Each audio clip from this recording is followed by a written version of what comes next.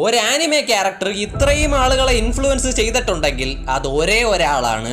ഈ ക്യാരക്ടറിനെ ഒരുപാട് ആളുകൾ റിയൽ ലൈഫ് ഇൻസ്പിറേഷൻ ആയിട്ട് എടുത്തിട്ടുണ്ട്. ആൻഡ് അതിൽ ഞാനും ഒരാളാണ്. അന്ന് രണ്ട് സംഭവങ്ങൾ നടന്നു.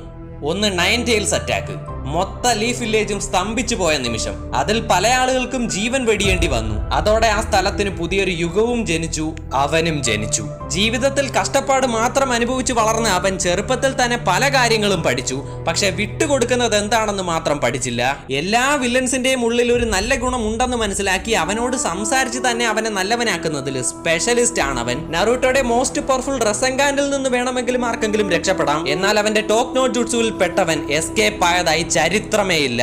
ഏത് വില്ലേജിലെ ജനങ്ങളാണോ അവൻ മോൺസ്റ്റർ ആണെന്ന് പറഞ്ഞ് അവനെ അടിച്ചു വിരട്ടിയത്, ഏത് ജനങ്ങളാണോ അവനെ എല്ലാത്തിൽ നിന്നും ഒഴിവാക്കിയത്, ഏത് ജനങ്ങളാണോ അവനെ വെറുത്തത്, ഇന്ന് അതേ ജനങ്ങൾക്ക് അവനാണ് രാജാവ്. മൊത്ത ഹിസ്റ്ററിയിൽ തന്നെ ഇങ്ങനൊരു ഹൊക്കാഗെ